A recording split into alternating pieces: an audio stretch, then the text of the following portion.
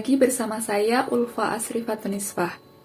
Sebelum kita melanjutkan materi kimia kali ini, kita coba ingat kembali materi tentang reaksi redoks, di mana pada reaksi redoks terjadi reaksi reduksi atau penurunan bilangan oksidasi, sekaligus terjadi reaksi oksidasi atau kenaikan bilangan oksidasi. Pemahaman kita tentang reaksi redoks akan menjadi bekal bagi kita untuk mempelajari materi kita selanjutnya, yaitu tentang penyetaraan reaksi redoks. Hal ini perlu kita bahas karena banyak reaksi redoks yang sulit untuk kita setarakan dengan cara yang biasa atau cara sederhana. Oleh karena itu, diperlukan cara-cara khusus untuk bisa menyetarakan suatu persamaan reaksi redoks. Terdapat dua cara atau metode dalam penyetaraan reaksi redoks, yaitu yang pertama dengan metode perubahan bilangan oksidasi dan yang kedua dengan metode setengah reaksi atau ion elektron. Baiklah, mari kita coba pelajari bersama-sama. Pada metode perubahan bilangan oksidasi, jumlah penambahan bilangan oksidasi pada reduktor sama dengan jumlah penurunan bilangan oksidasi pada oksidator. Sehingga fokusnya terdapat pada kerangka dasar reaksi atau reaksi ion yang terdapat pada reaksi reduksi dan oksidasinya. Langkah yang pertama, dengan menentukan bilangan oksidasi masing-masing unsur, selanjutnya menentukan kerangka dasar reaksi.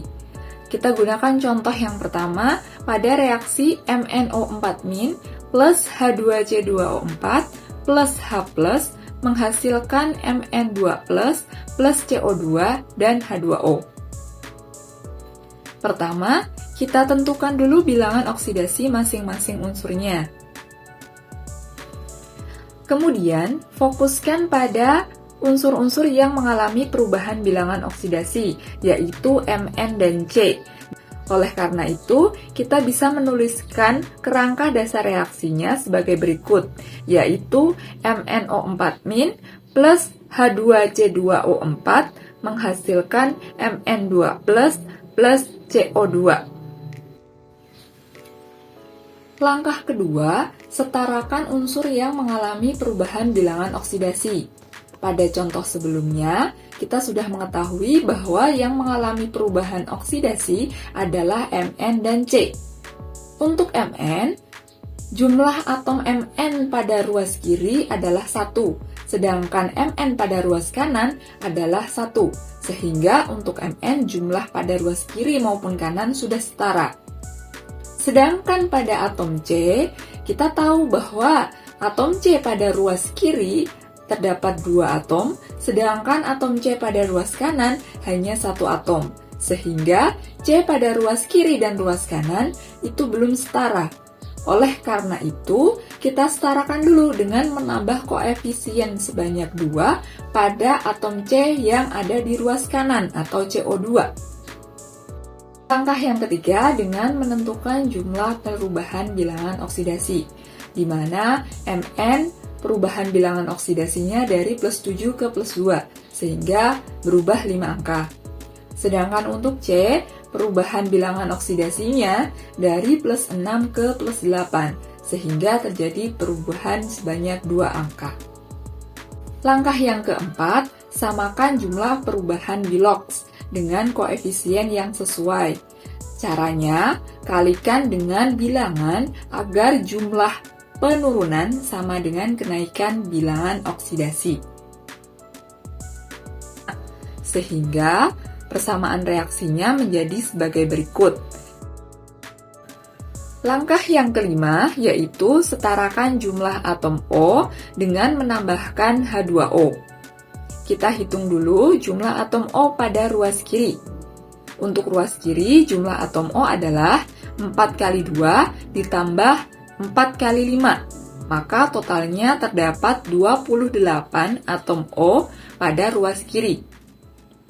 Sedangkan jumlah atom O pada ruas kanan adalah 2 kali 10, yaitu 20.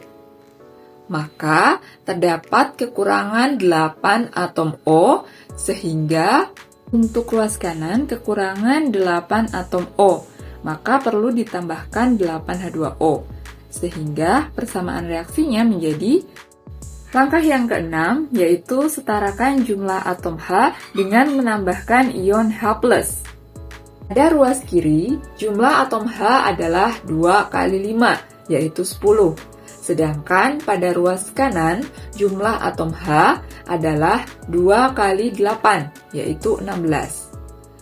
Maka, pada ruas kiri terdapat kekurangan 6 atom H, sehingga pada ruas kiri perlu kita tambahkan 6H+. Langkah yang terakhir adalah cek jumlah muatan pada ruas kiri dan kanan. Sehingga muatan pada ruas kiri sama dengan muatan pada ruas kanan. Maka persamaan reaksi redoks sudah setara, yaitu langkah pertama sampai dengan keenam yang tadi sudah kita selesaikan, itu merupakan metode penyetaraan pada suasana asam. Untuk reaksi pada suasana basa, maka reaksi pada suasana asam sebelumnya kita tambahkan dengan ion OH- sejumlah ion H+ pada kedua ruas. Perhatikan contoh sebagai berikut. Untuk mengecek pemahaman kalian, maka silahkan coba untuk setarakan dua persamaan reaksi berikut. Apabila kalian sudah memahami metode penyetaraan yang pertama, maka kita bisa melanjutkan untuk mempelajari metode penyetaraan yang kedua, yaitu metode setengah reaksi atau ion elektron.